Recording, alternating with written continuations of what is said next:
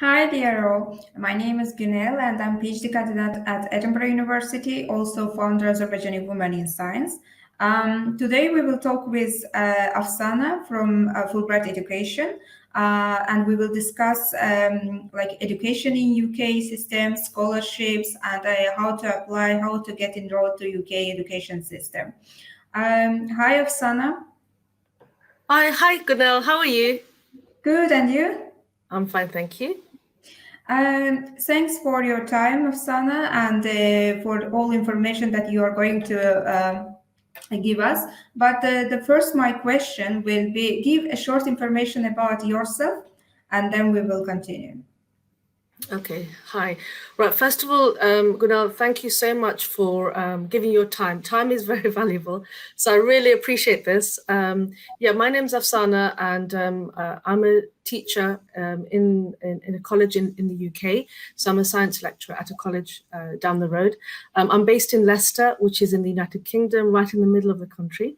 My husband and I, we basically set up a consultancy. So we've been helping students since 2003 to get a UK university admission. What was your inspiration, motivation to do so? That's a good question to ask, and it's it's always good to ask these kind of questions. What motivates me? Let's put it this way. I'm very grateful with my education, and I'm not going to cry, but my children are about to leave the nest. They're about to actually go to university. Two of my children, inshallah, will be leaving home in September, both of them, to go to university, and I'm really grateful. I come from a migrant family. I'm British Bangladeshi, but my grandparents, they came to the UK. If they didn't come, my mum wouldn't come. And then I was born in the UK, born and brought up in the UK, educated, got married, had the children, got a job. So basically, I'm very grateful with the education I have, and my children are about to receive that education. So based on that, really, I feel that as a teacher, as a mum, and as a parent, if I have the ability to give something back to society, I would. And I would love to help Azerbaijani students to come and study in the UK, because the UK is actually, as you know, UK is a fantastic destination for studying. So you studied a fantastic establishment, Edinburgh University, you're doing your PhD there. I mean, we don't have a better role model than yourself. You are promoting education for women and for girls to study science. Is that right, Gunel? Yeah. Yeah. Can you tell us more about Fulbright education and what your job there and what you are doing as a Okay. part of this community? Okay, so basically this is how it works. Fulbright education, please don't be confused with the scholarships, which is based in the US. This is totally my husband's fault. He basically likes the name because it has a lot of gravitas, it has a lot of meaning behind that name. But yeah, he chose the name. So the point of Fulbright education is, like I said, we are an online consultancy. So we help students from all around the world to get a UK university admission. We are British Council certified. So we have rules and regulation that we have to follow because we're a part of the British Council. And basically we help with students to either get a bachelor's or a master's admission at a UK university. Now, if an Azerbaijani student happens not to quite meet the requirements for direct admission, Gunel, then they could do a foundation year or they could do a pre-master's. So we help with all those. So pre-masters, foundation, bachelor's, and masters, just up to masters. But yeah, so basically that's what we do. So helping with admissions. Okay. Do you deal only with UK universities or any other universities in Europe? That's a very good question. I'm going to be very honest with you. I'm going to say yes. UK is the only country that we are dealing with in terms of universities. The reason being is, like I said, I'm born and brought up in the UK, and it's best to deal with what you know. This is the only thing I know, and I'm very, I hope that I know enough information to actually help others. So yeah, I only work with UK universities. Can you tell us more of what you are doing for the students? Okay, so basically, what do we do? Right, it's basically a process. So it's quite a long process. First of all, students will come to you, Gunel, So through your website or your Facebook page, they'll probably ask you, we'd like UK university admission, and then you'll refer them to us. What I do, it'll be mainly me who'll be helping out. I'm the lead consultant. So when students will come, the main question I'll ask is, what do you want to do and why? That's the main W questions. It's very important that we know the motivation. So after a bit of consultation, I'll find out what the student wants, if they're price sensitive, location sensitive, if there's a particular course that they want to do, is it recognized? How long will my visa be? All those kind of questions we can help. Once we've sorted which degree that you'd like to apply, then I'll help them make sure all the documents are at the right standard and it's the correct documents for admission. You can do this by yourself, not a problem. But as you know, Gunel, we're in a pandemic. Everybody's working from home still. Okay, even now it's 16th of July, we're still working at home. So admissions it's a slow process. Some universities are faster than others, but generally speaking, this application will go to the admissions office, and my job would be to make sure that everything in that pack is ready, perfect, no questions asked, everything is right. And then it goes off, so then they can get the offer as quickly as they possibly can within the time limit. After they've got the offer, if there's any conditions to be met, I'll talk to the student and help them out until it becomes an unconditional offer. They'll need to pay the deposit. It'll be direct to the university, not us. It'll go direct to the university. Perhaps maybe for the course they might have to do, if it's an art and design course, they might have to have a portfolio. So I'll help them create the portfolio. They should have some work in there anyway. If it's, they may need to do a credibility interview. Now, brain freeze. Students panic. They don't know what to expect. And there's too much information on YouTube. So the fact is this, because I've actually been, going through so many students, I know exactly what the university is asking from experience. I know where students mess up. I know where students will panic. So what I do is after 3 or 4 or 5 sessions on Zoom, just like how we're doing now, I would just ask the student all those popular general questions until the students are getting it right. Now, Gunel, as you know, we all are assessment focused. So as I'm a teacher, so what I do is after I've given the training, I'll actually start to mark them and I'll actually give them a percent. Universities, they need a very high score. So I would keep practicing until, if I'm happy with 90% and they've met, because my standards are very high, if they are getting 90% of the questions right, then I'll tell the university, okay, Gunel is ready to go. She's ready to book her interview. And then you go. Okay, because at the end, Gunel, I don't know if you realize, money and time, 2 very important things. Time is important, and deadlines. For September, for example, we might be a bit late. So maybe we're probably talking about January intake. Foundation, we have several intakes in a year, and pre-masters, there's 4. Okay, interview's done. Then they apply for the visa. I'll help them with that. It's an online process at their local office, probably in Baku. Once they've got the visa, they'll need an address, they need accommodation. Again, we'll help them out. So you will say, Gunel, Afsana, my budget is £80 a week if I'm a single person. Or if I'm a couple, then this is my budget, £100 a week. Can you find something for me? Or you want to bring children with you. Again, you might have a budget. So I'll help you look around for accommodation, show you on WhatsApp video, or just talk to the landlord or the landlady.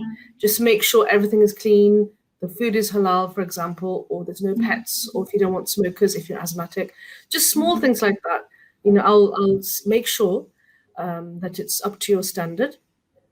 What else do I do? Oh, Gunel, if you have any students who are actually want to come with their family, I also help with the children's school admissions. So I don't know if you know, you can only bring your children if they're under the age of 18, if you're a graduate. Okay, so only if you, not for bachelor students, but if you're a master's student, then you're allowed to bring your family and your children with you.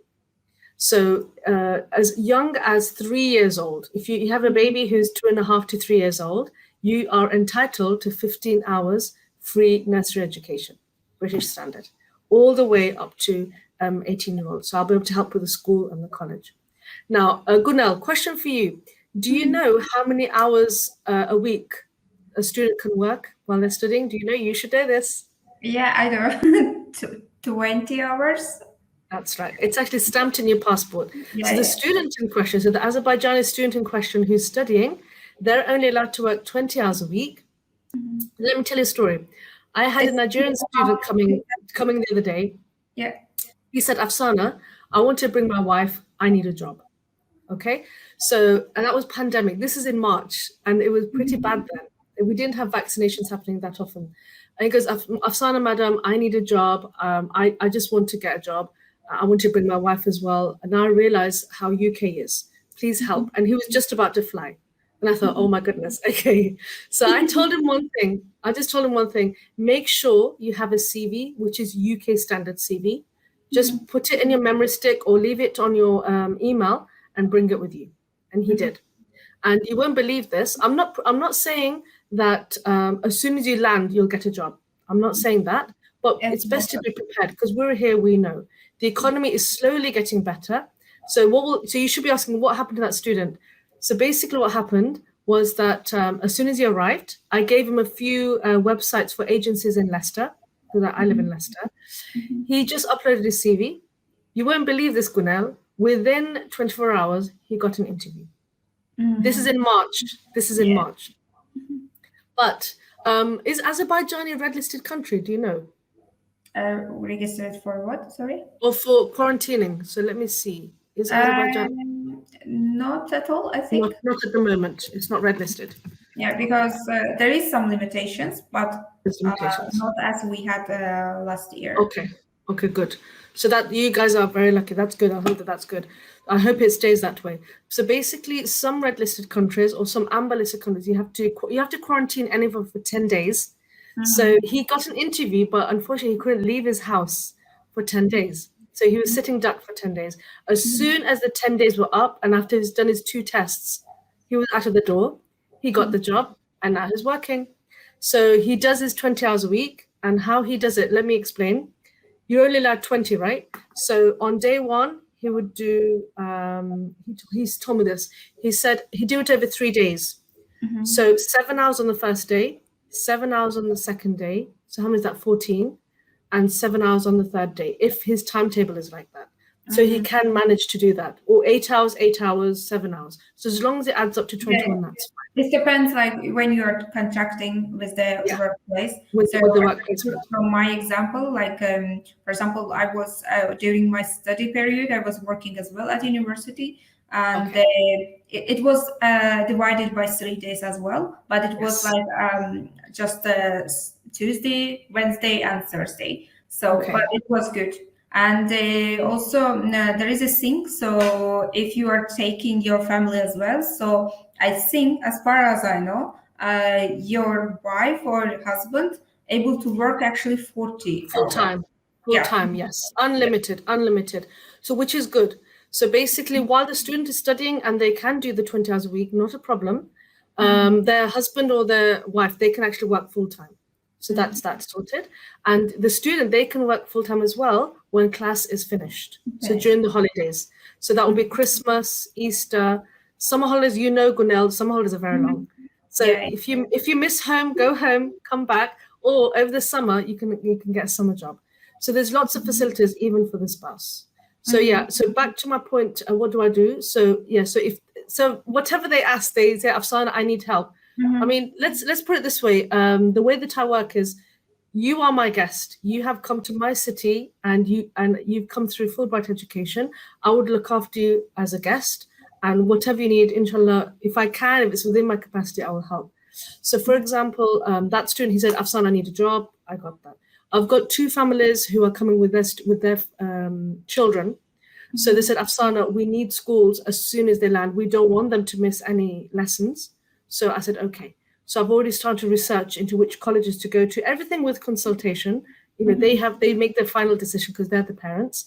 But I help with that. So even afterwards, I just, if there's any way I can help, then, I can do that as well. Okay. Thank you very much for all the information, Afsana. So at the end, the main question that for everyone will be interesting, do you charge students for all this information that you are giving them? Okay, right. Let's see if people in the comments will guess. They won't be able to guess. The answer is no. We do not, Fulbright education, we do our services totally free of charge. We don't charge the students. Now, the skeptics out there, Gunel, you do not look skeptical, but if you were skeptical, how can that be? Why don't you charge? Yeah. Okay, why don't you charge? So yeah, so there you go. You're skeptical. Look, what have I made you? I've made you skeptical, right? So basically, we get the commission from the university. That's how we play it. So we don't charge the students. International students, the fees are such that at the moment I'm not charging. There's a lot to go into when you actually come to the UK, as you know. So basically, we don't charge at all. Mm-hmm. That's very interesting. And my last question, how they can contact with you. So the one thing is they can contact through me, or another way is your address actually is like I can see on the line. It's going the email address and also the website of the Fulbright education. So students who want to apply through a Fulbright education system, they can just go to the website and email to Afsana, or if you will have any problem, just let me know. I will just put through, I will write email and will let Afsana know that someone is interesting and want to go and study in UK. So that's all, I think. Thank you, Afsana, for your time and for your all information that you gave us today. It's wonderful, actually. I wish like we will have a lot of like companies like yours that is like very inspired, that want to help the students with their education. And I hope you will be working with other universities in Europe as well, because it's very nice job that you are doing and it's very helpful, especially during the pandemic. I want to highlight that part, especially with the pandemic period. So thank you very much for your time, and I hope we will see each other for the future. Definitely. Definitely. Can I just say, ladies and gentlemen, we have someone here. You have no idea. I think she doesn't. We're very British here, so we don't really like to blow our own trumpet. That's the saying we say in the UK.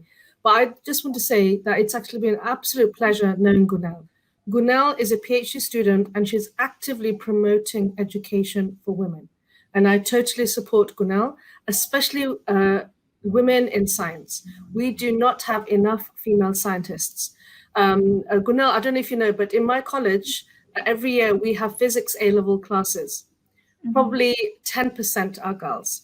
So we're always trying to help more and more girls to actually go into physics or any of the sciences. Biology is common, okay, chemistry is common, but it's like the engineering subjects. So I would welcome all girls from Azerbaijan or anywhere around the world who'd like to study science in the UK. We need you.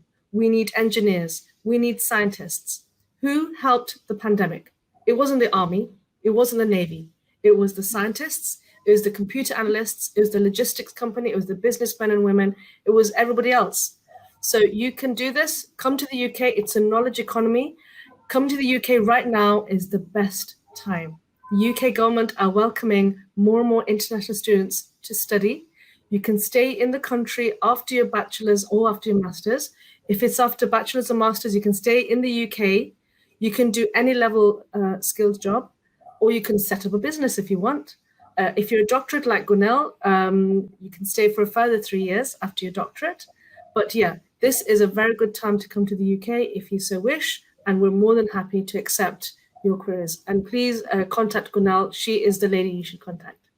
Yeah, thank you very much for such a kind words, Afsana.